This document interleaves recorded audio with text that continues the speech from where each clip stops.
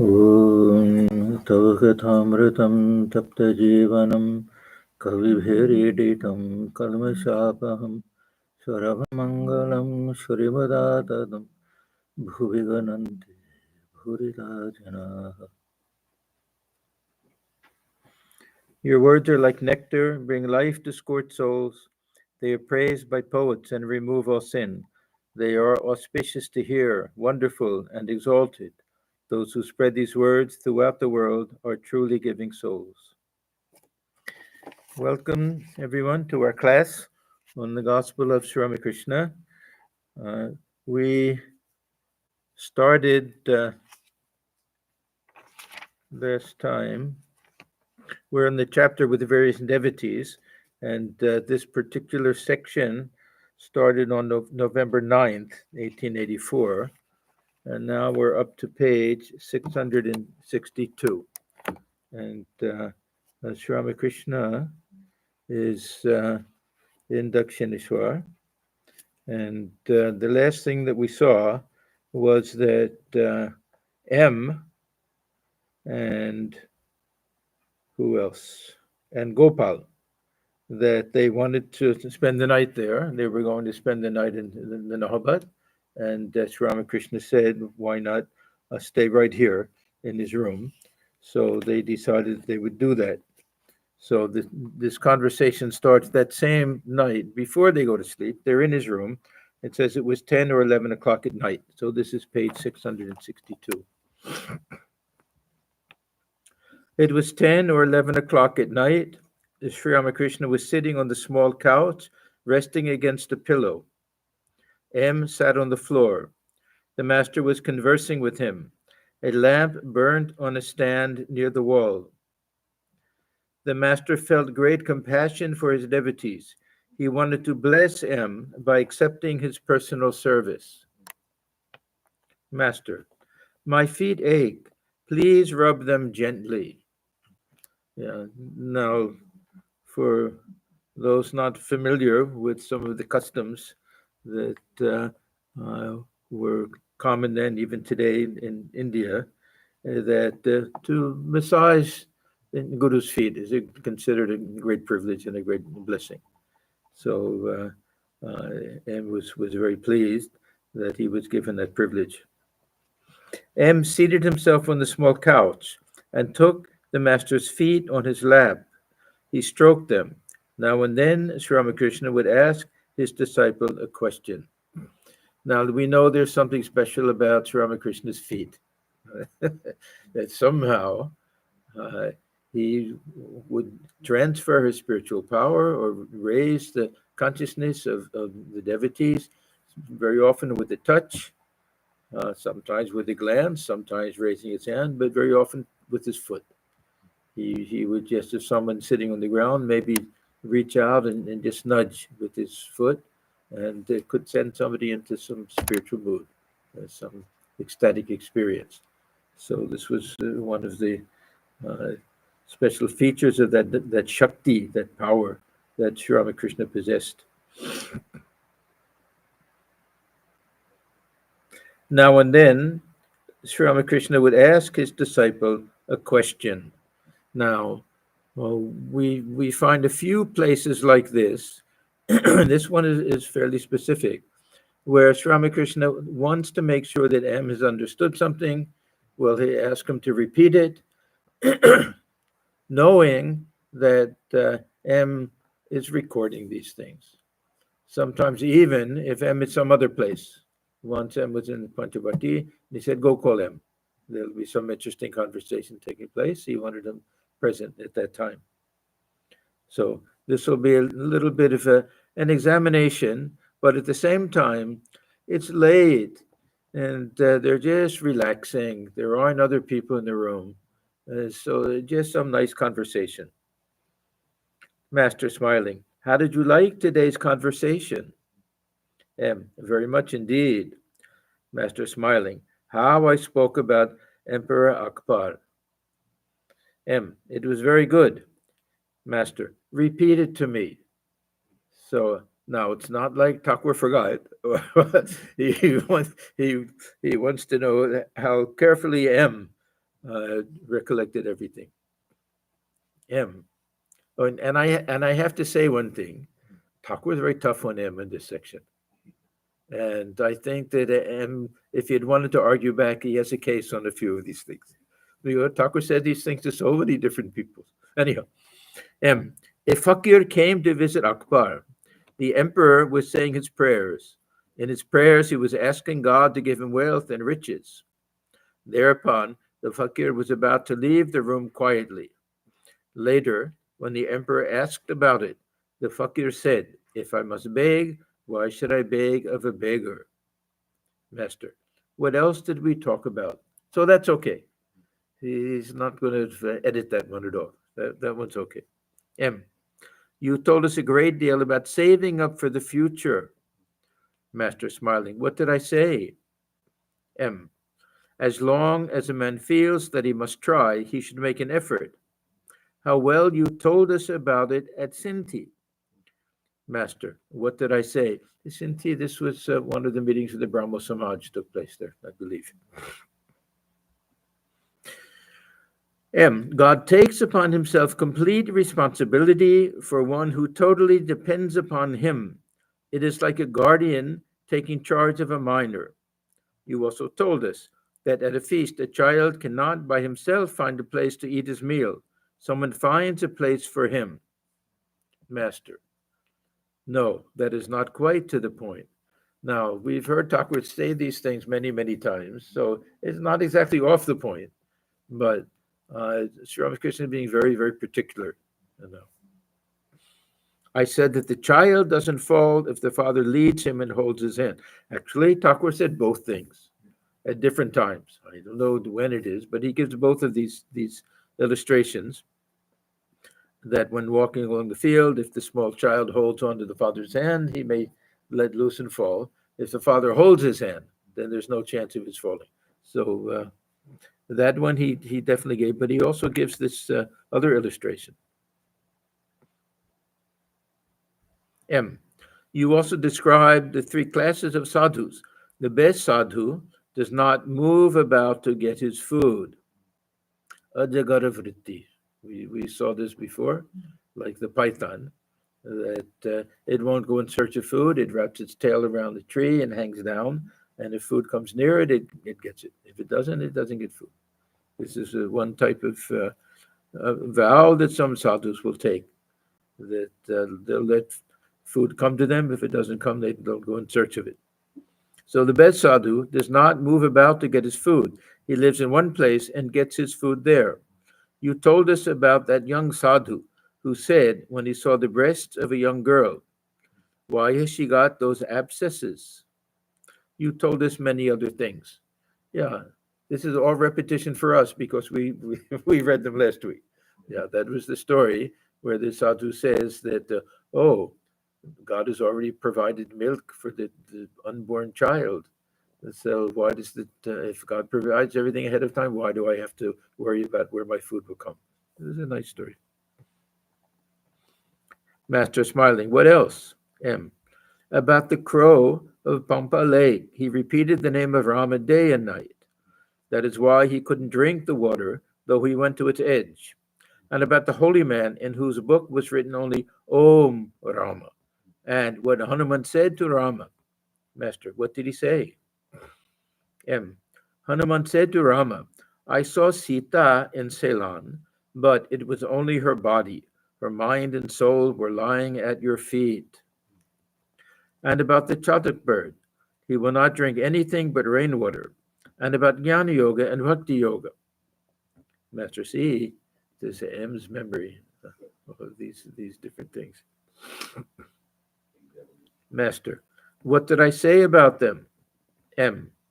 As long as one is conscious of the jar, the ego will certainly remain. As long as one is conscious of I, one cannot get rid of the idea, I am the devotee and thou art God. Master, no, it is not that. Now, again, he's going to split hairs a little, be very, very particular. The jar doesn't disappear, whether one is conscious of it or not. One cannot get rid of the I, capital I. You may reason 1,000 times, still it will not go. and remain silent for a few moments. Now, recently somebody asked me to explain about the ego, this Vedantic idea about the ego. So I wanted to say a few words about that. One thing that we've seen is that Vedanta very freely utilizes ideas from Sankhya philosophy. In Sankhya philosophy, this ahankara, this ego, is almost a structure within consciousness, or one function within consciousness. The other way to understand it, which I think is much more subtle and insightful, is that this ego develops as this Vijnanamaya kosha develops, this sense of I. So really, when we talk about this ego, it's very much like modern psychology will say. What do we mean when we use the word I? So for Sri Ramakrishna, this sense of I is something that is very, very flexible, that it's constantly changing, that it's a question of identification, that if this sense of identification is very much with the body idea, which means that we care about eating and drinking and enjoyment and everything like that, then he calls this as an unripe type of ego. This type of I is also very much in bondage to the senses and to the passions and everything. If we develop a little bit of self-control, a little bit of discrimination, and the sense of I starts to identify itself with something a little bit higher, there'll be many intellectual people whose sense of identification with the body is not very great. They don't pay much attention to it. Think of an Einstein. Whether he is wearing clothes that match or anything, he has no idea. But his sense of I, if you ask who he is, he's a scientist. He's a deep thinker. So his sense of I, sense of identification, will be with buddhi, with the intellect mostly. We're all a combination. We're all a combination. So what Sri Ramakrishna, he's saying here, that everybody has a jar. This jar is this physical body, which contains the water of the mind, and when we falsely identify with it, the sense of I emerges. And the sense of I, it's not always present. When we're sleeping, it's not there. When we're lost in reading a good book, we may forget completely that we're even reading a book. Listen to music, there are times when we become self-forgetful a little bit, but immediately it comes back, the sense of I. So even for the God-realized soul will also have an ego, a sense of I. Now, Sri Ramakrishna, what he's saying here is that one cannot get rid of this idea of I. So he says, let this sense of I be involved in a certain relationship with God, bhava. This word bhava can have this meaning of one of the relationships that we read about in the scriptures, that to look upon God as the mother, look upon God as a child, the lover and the beloved relationship, two friends, master and servant, all different types of relationships that form that type of relationship, utilize this sense of I, strengthen this sense of I. If my sense of I is, I am a devotee, I am a child of God, I am a servant of Sri Ramakrishna, I am a soldier in Swamiji's army. These are all strong, positive types of I. This type of I can be very strong. At the same time, we can be perfectly unselfish. So we distinguish between the two meanings of ahankara. One, in English, they actually have two different words, egotism and egoism. Yeah, egoism is a philosophical term meaning the sense of I-ness. Egotism is pride. Yeah, that I am so smart, I'm so intelligent, I have so much money, I'm so handsome, I'm so strong, all of these things. One whole chapter in Gita is devoted to this. This I am so well. Fanaticism develops from egotism. Fanaticism, everything bad develops from egotism. Actually, yeah. So this, fanaticism means that I am right. So the sense of I is there. That what I think is correct, everybody should think is correct. Fanaticism. The fanaticism uh, means that what uh, my opinion should be fact for everyone. Uh, What I think is right, others should also think is right. So fanaticism grows out of it. Uh, this bondage grows because uh, we're constantly concerned about what others think of us. This sense of I, and this ego, it can be very tender. We can be very easily hurt. This type of ego. Thakur talks about all different types: the ego of old age, the ego, the child ego.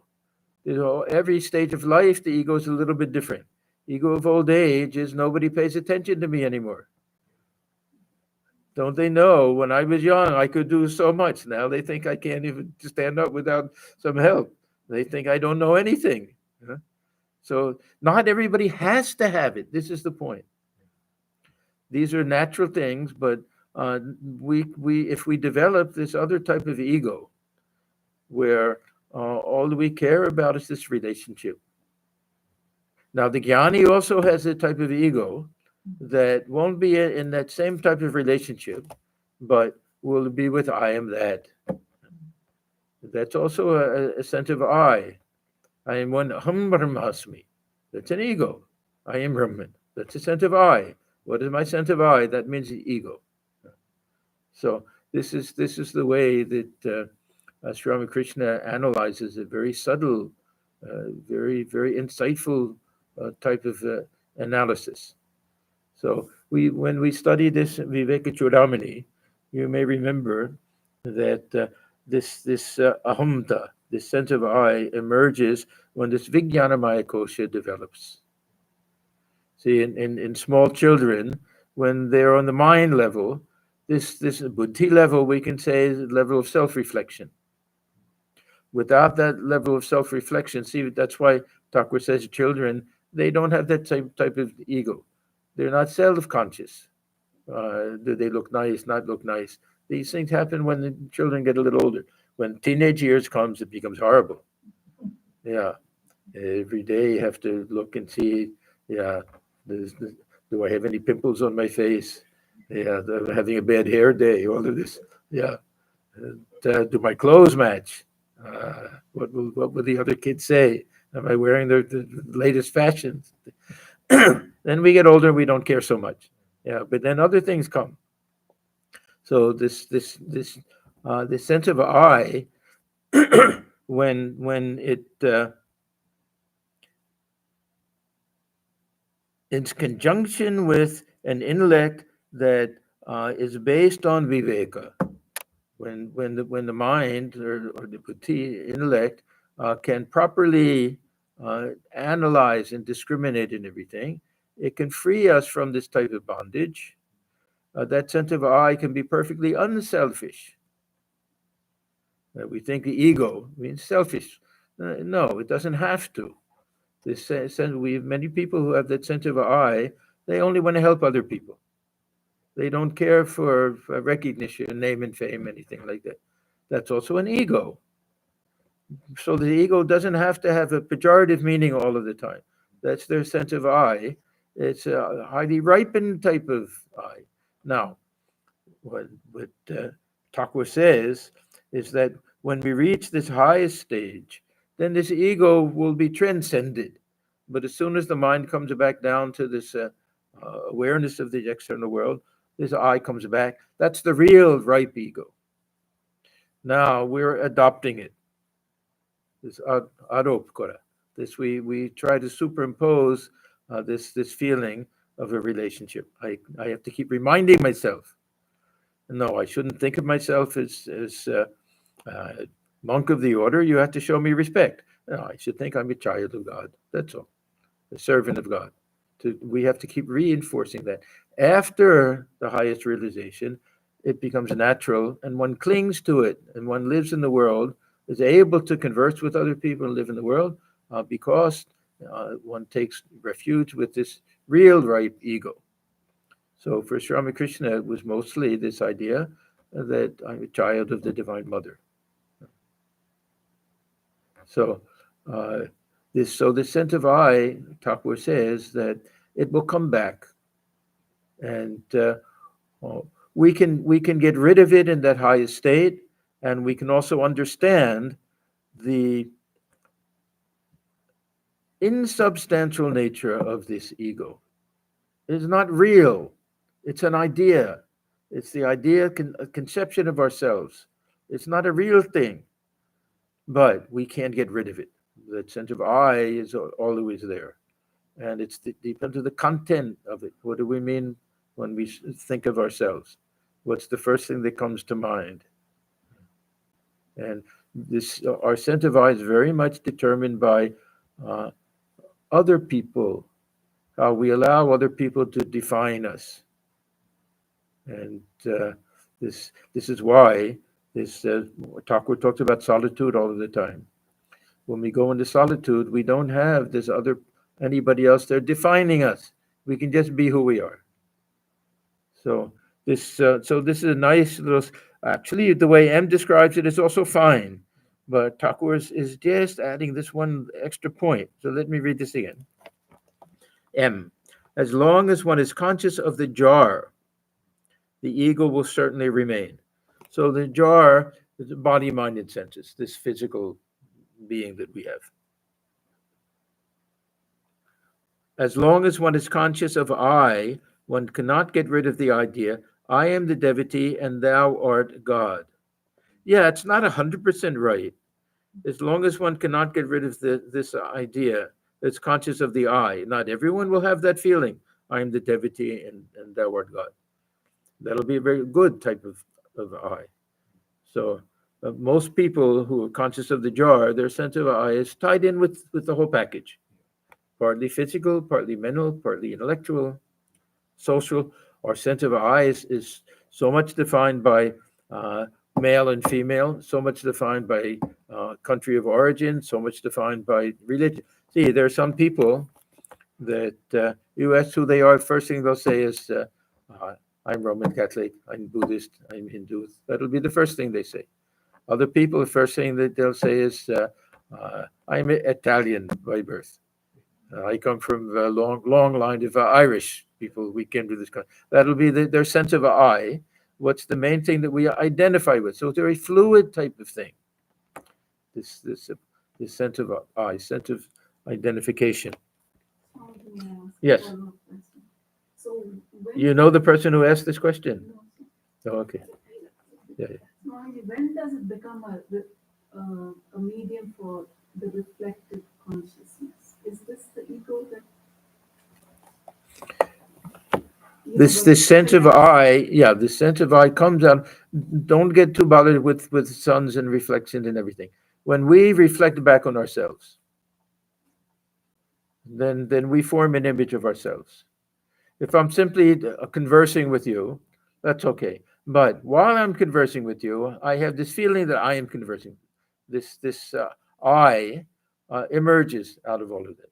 There was a great German philosopher, Immanuel Kant. Yeah, he said that this I know accompanies all of our thoughts. Not only do we think, but we know that we think. So, or the existentialists, they used to talk about the self-reflective nature of consciousness. All consciousness is also self-consciousness. Not only do we know things, we know that we know things. So out of that, the sense of I'm the one who knows that I know. So that sense of I emerges from, if we look at it from that point of view. we let people know that we know better? Yeah, that's also a sense of I. Yeah. Yeah. Master. No, it is not that. The jar doesn't disappear whether one is conscious of it or not. That means the sense of I. Now he's using jar as the sense of I. So it'll be there. It may not be functioning at the time. but it doesn't disappear, because the sense of I is also based on samskaras.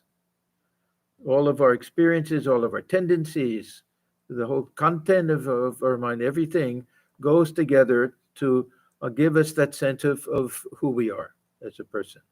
So that won't disappear.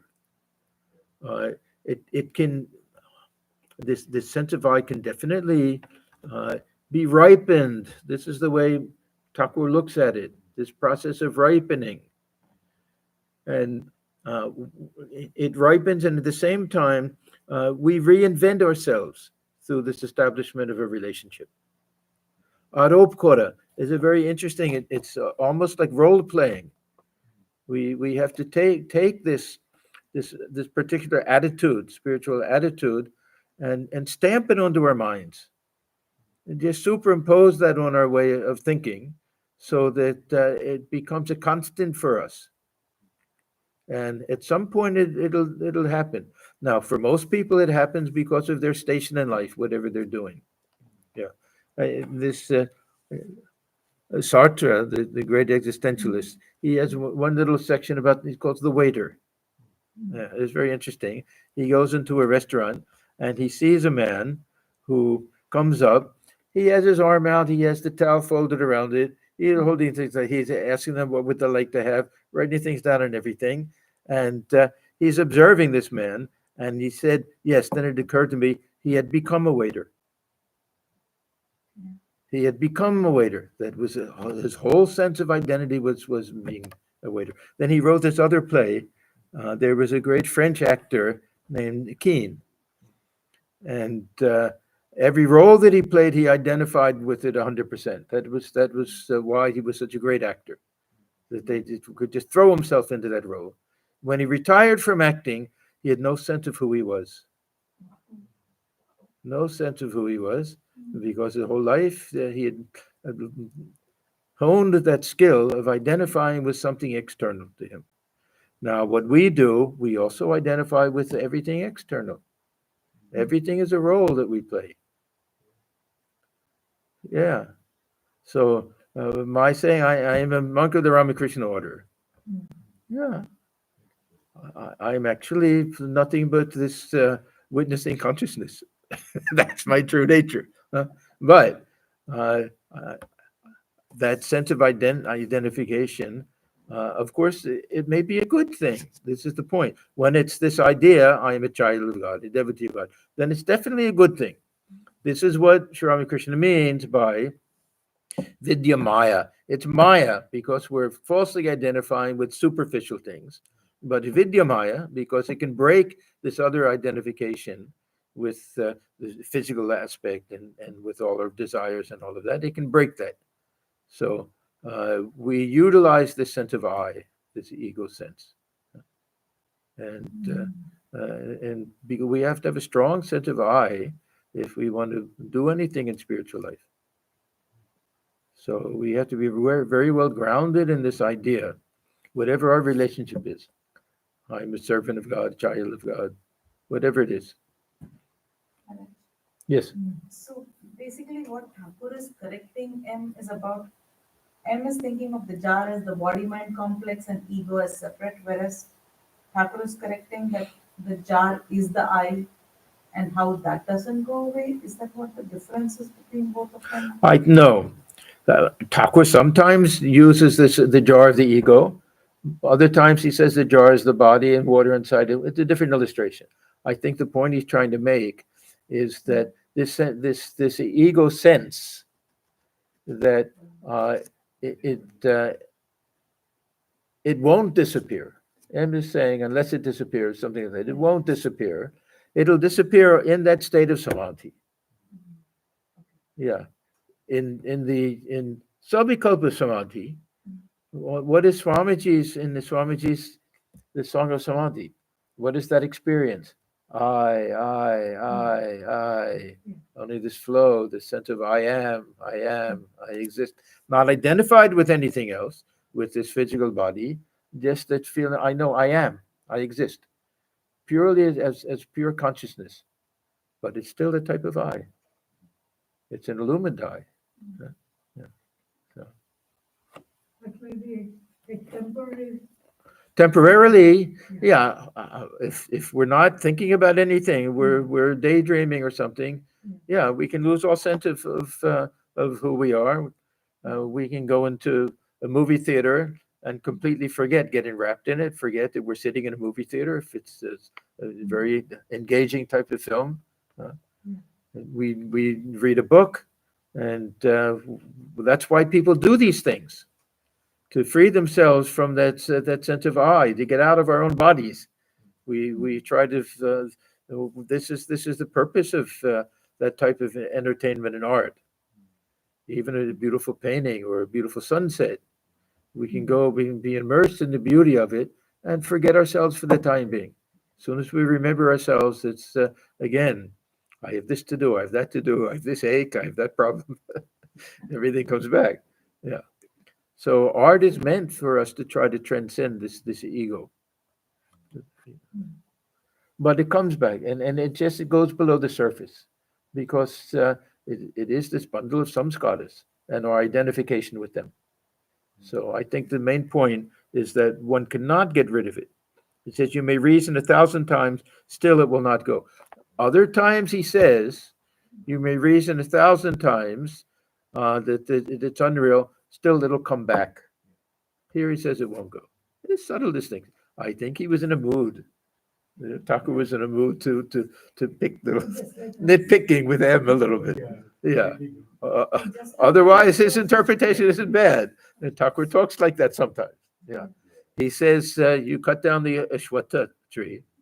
He says, the very next day, sprouts come back again. He doesn't say you can never cut it through completely. So it's a slightly different illustration and everything. He's giving M a hard time. That's all. And M is so honest. Now, this whole section, we can say that if he got so many things wrong in one day, why believe anything else he wrote? Yeah. Yeah. But M is so honest, he doesn't mind recording that. Yeah. Yeah. So anyhow, I think Thakur is in a little bit of a mood. M remained silent a few. M is not the least bit annoyed with this. His feelings aren't hurt. His pride isn't wounded at all.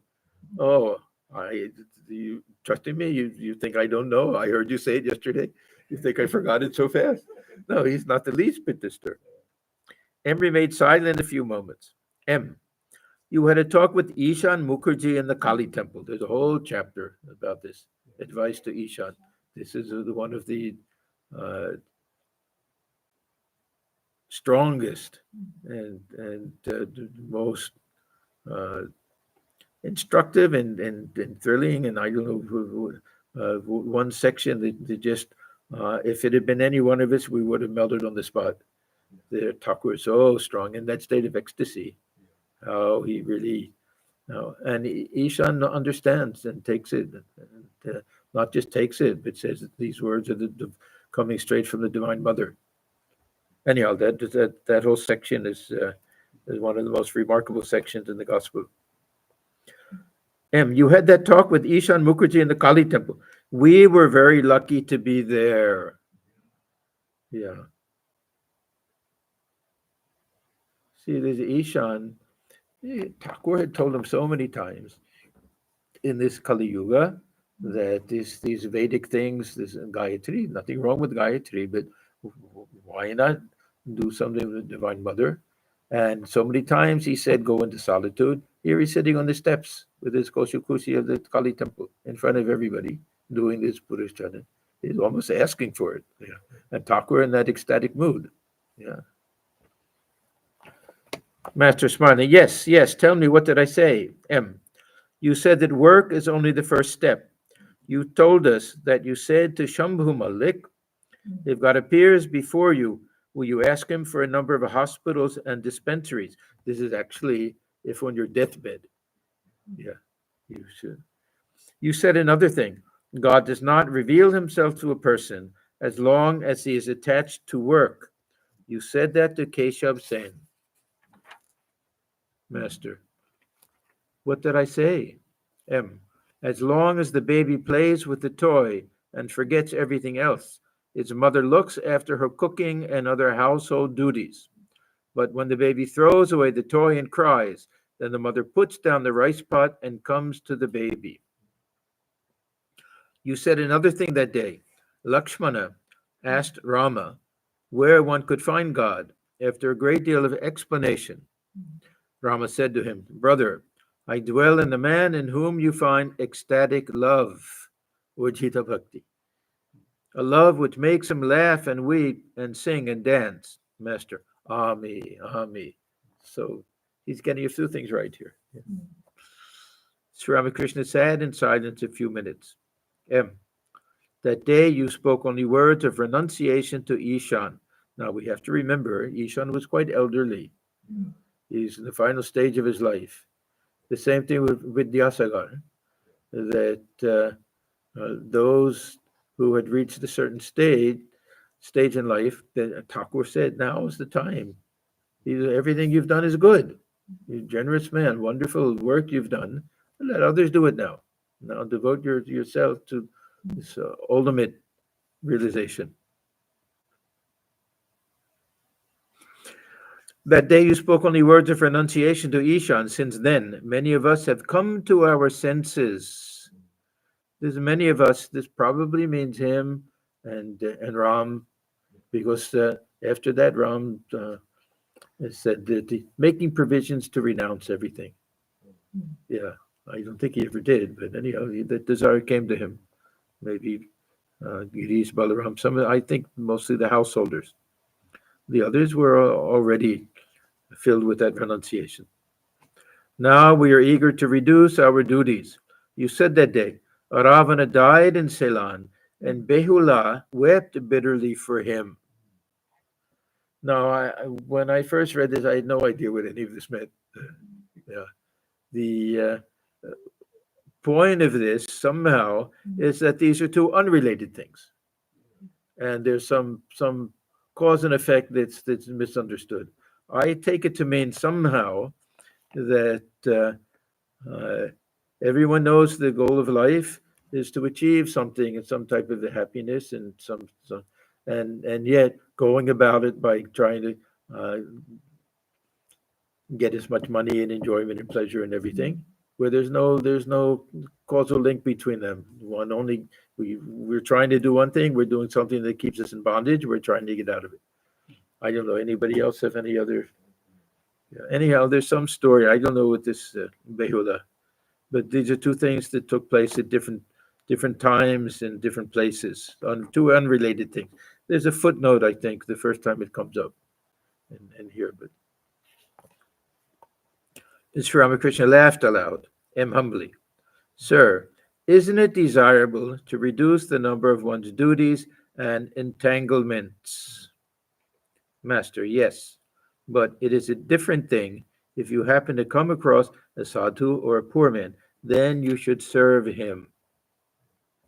Yeah, everything is a question of balance and what stage of life we've reached. This type of advice he gave to Ishan, it won't be very helpful for someone just starting a career and starting a family. Yeah. And it won't be helpful at all for somebody who won't know what to do with his time. So, okay, I'll give up my work, I'll retire and everything, and then what to do? Thakur talks about some people, they get bored, so they end up playing cards with their friends. Yeah. So everything depends.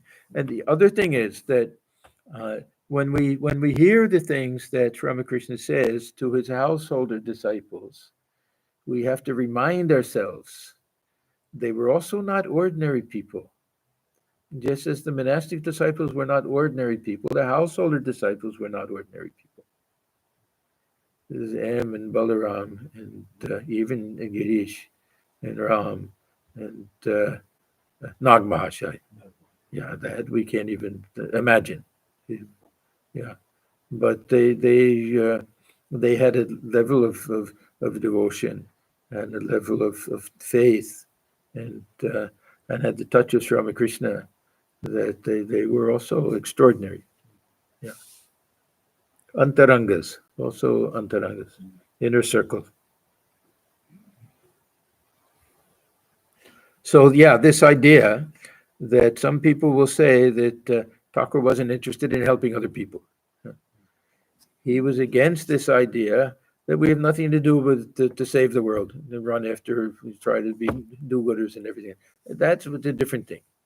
And I have my own theory that Thakur used to use correctives. That sometimes he would be a little bit too strong in one direction because someone was too strong in the other direction. So with the Brahmos, everything was social reform. That was their main thing. I mean, they had their prayer and everything, and we can't deny that. But they were so involved in all the different reform for remarriage of widows and marriageable age girls to get rid of good things, but little pride comes and this feeling that we can change the world. So Thakur, he was very much against this idea because he wanted, first of all, that the main goal of life is God realization. Second of all, pride comes through all of these things. We should do these things with some humility. We should realize that we ourselves are getting something out of this, that we should be grateful for this opportunity. So he had his own way of understanding these things, and sometimes it'll sound like he's not interested in helping other people, this and that, because he's talking to people that they're too one-sided in that direction. So a bit of a corrective, we can say. So here he's saying, because M throughout his whole life was not much in favor of the social service work of the order. He would always go back to the Thakur said, "Would you ask for hospitals and this and that?" And now we're building hospitals. No.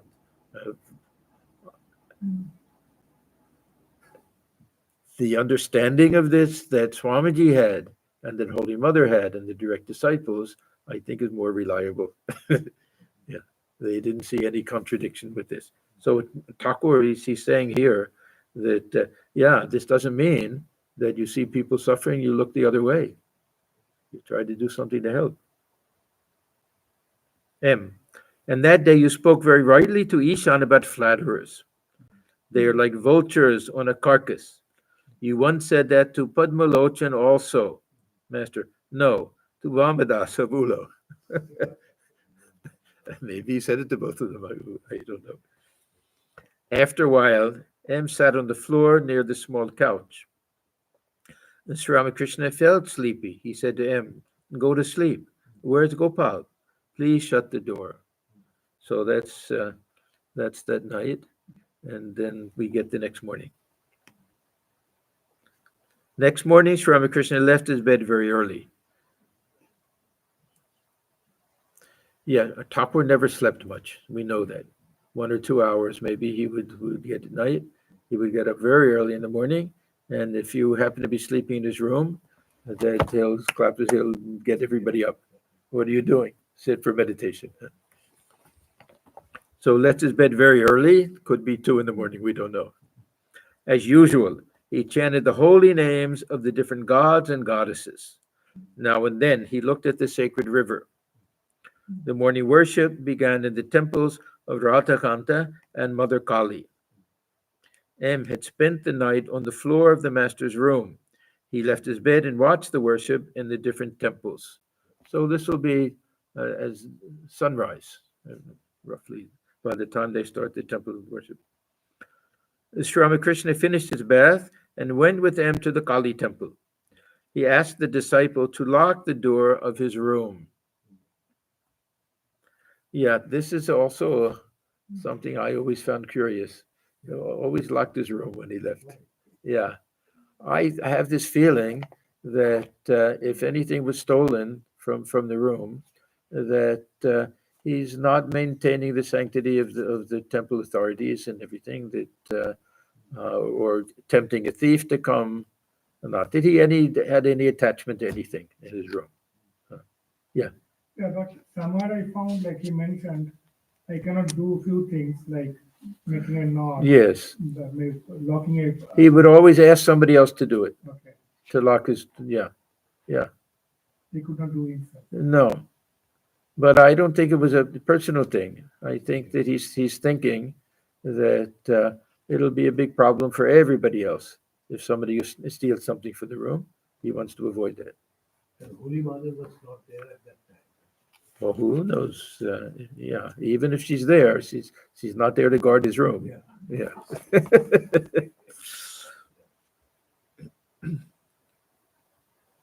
So he asked the disciple to lock the door of his room. That means him. In the temple, he took the seat in front of the image of Kali and offered flowers, sometimes at her feet and sometimes on his own head. He fanned the deity. Then he returned to his room and asked M to unlock the door. Entering the room, he sat on the small couch. He was completely overwhelmed with divine fervor and began to chant the name of God. M sat alone on the floor. Sri Ramakrishna began to sing about the Divine Mother. Now, this song is one of his favorite songs.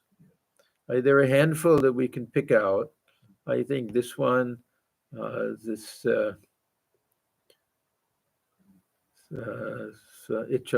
Taratumi. It's what is the first line? Shokali Tomaricha. That'll be one of his favorites. Doob doob doobs. He had maybe a half dozen, and then finally at the end, that all that exists art thou. That one.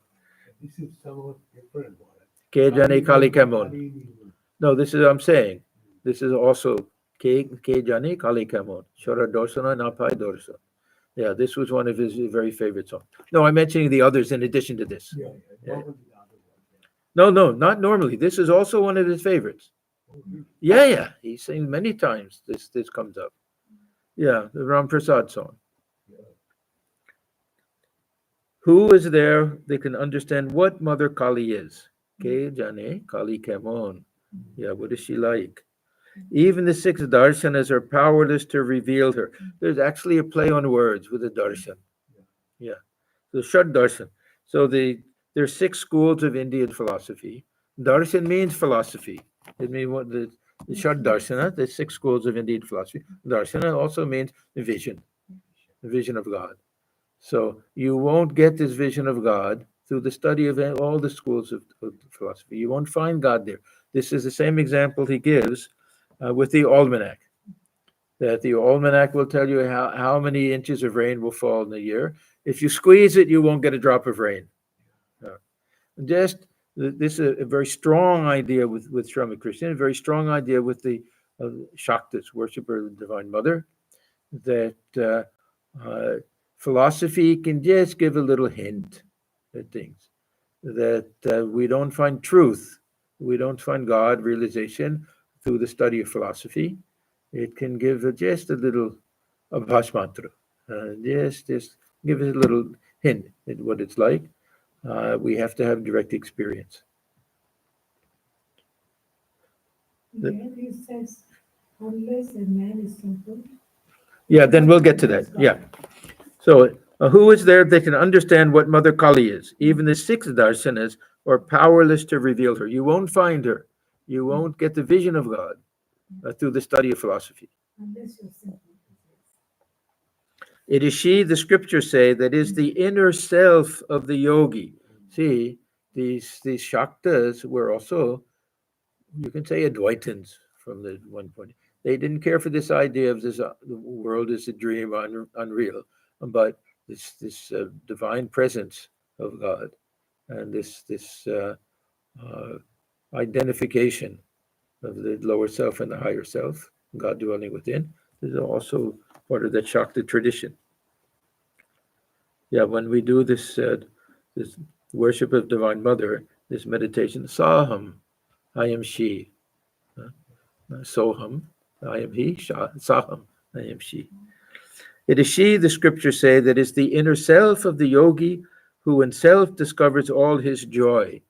So we identify that with this path of knowledge, impersonal absolute, that the Brahman within the heart, that city of Brahman, that when the yogi has that divine experience, that's the Divine Mother also for them. So Divine Mother is Nirguna Brahman. she's also, yeah. Nirguna, Saguna. Yeah. Nirakara. Yes, these are all. Yeah. So this is Thakur's the conception of God is the Divine Mother who is both Nirguna, Saguna Brahman, with Shakti, Sashakti. It is she, the scriptures say, that is the inner self of the yogi who in self discovers all his joy. She, that of her own sweet will, inhabits every living thing. So she dwells within everything we see as mother. We turn within also mother itself.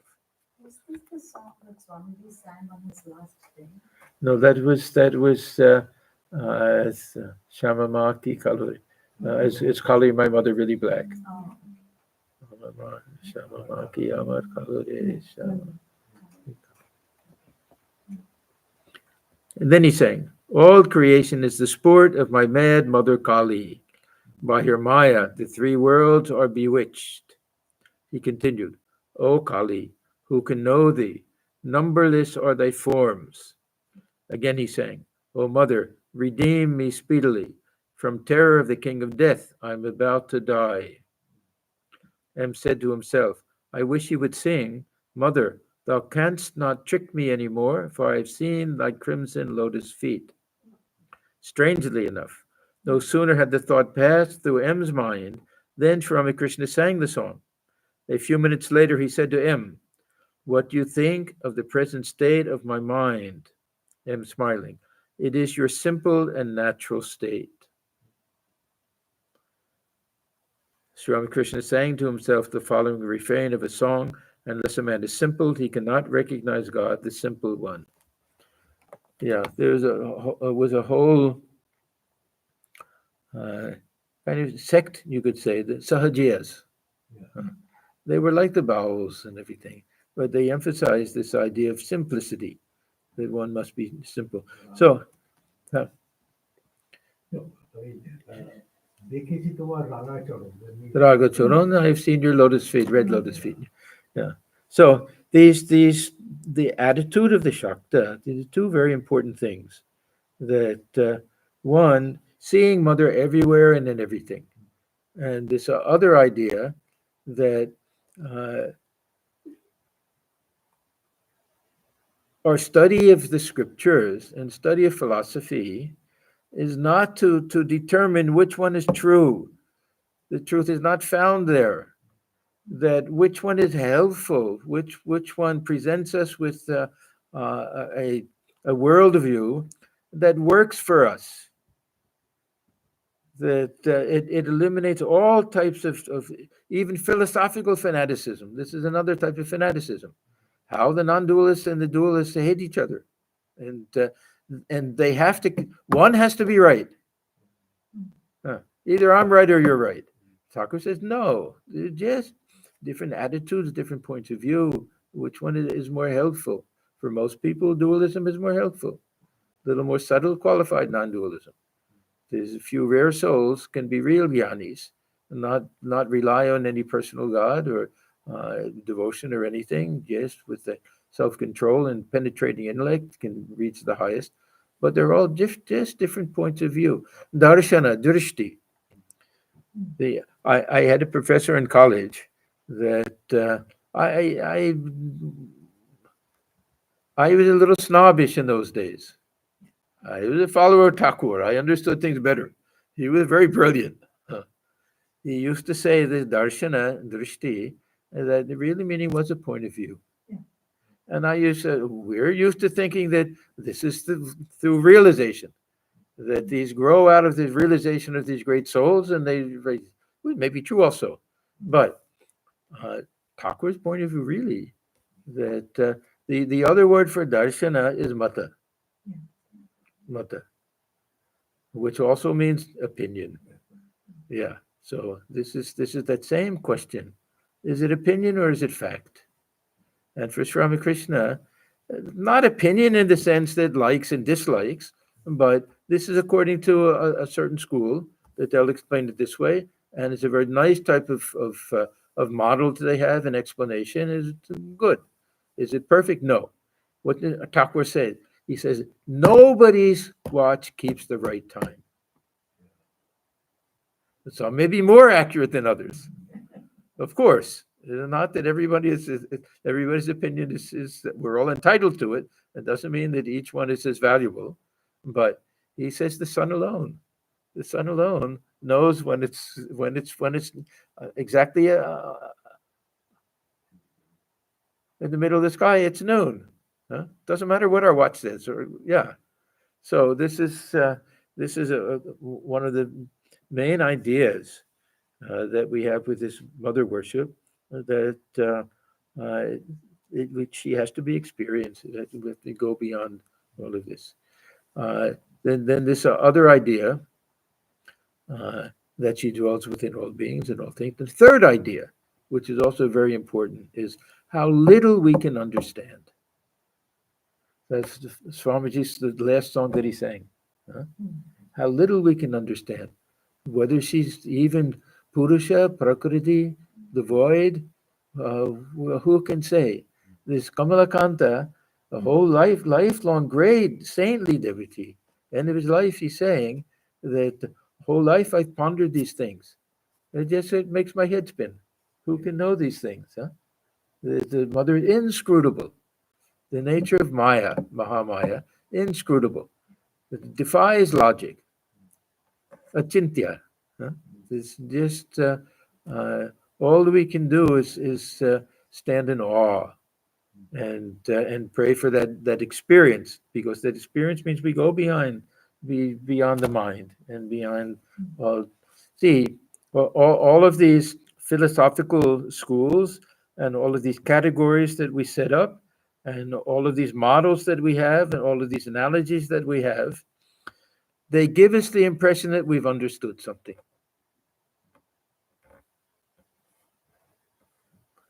And sometimes we're better off just saying no. I mentioned this before, but this reflected sun in the container of water, it's brilliant. It's so helpful to understand how consciousness can be reflected in the mind, how it can be reflected in many different containers, how the sun is unaffected. No matter how many reflected suns, you still have them. Everything is perfect till I stop to think, now, what does this tell me about consciousness? It's not something that has rays that can go and hit something. The mind is also not like water. In the analogy, it is. But how much have I really understood? I may think that now I can give lectures on this. I can give big lectures about the theory of reflection. But what do I know about consciousness and the relationship between mind and consciousness? So anyhow, these Shaktas are very good with that.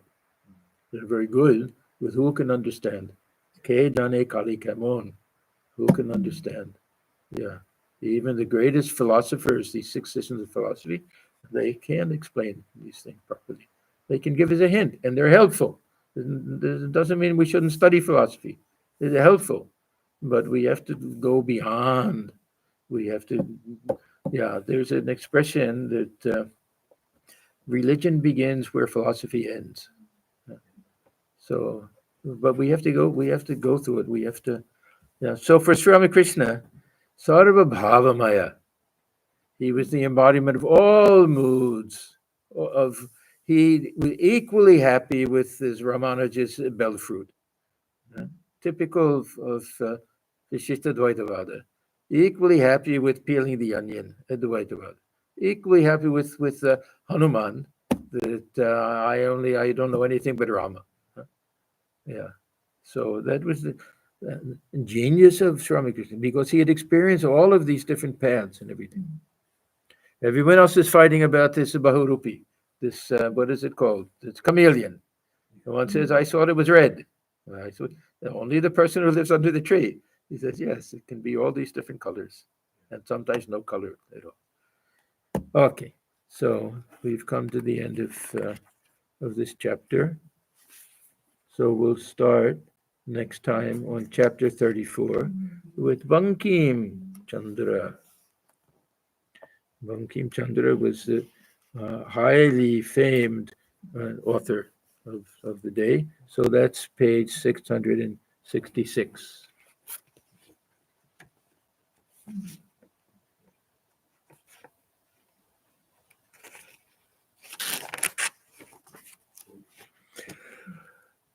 Om Niranjanam Nityamanantarupam Bhaktanukam Bhattva Vigraham Vai Ishavataram Parameshamidhyam Tam Ramakrishnam Shirasa Namah.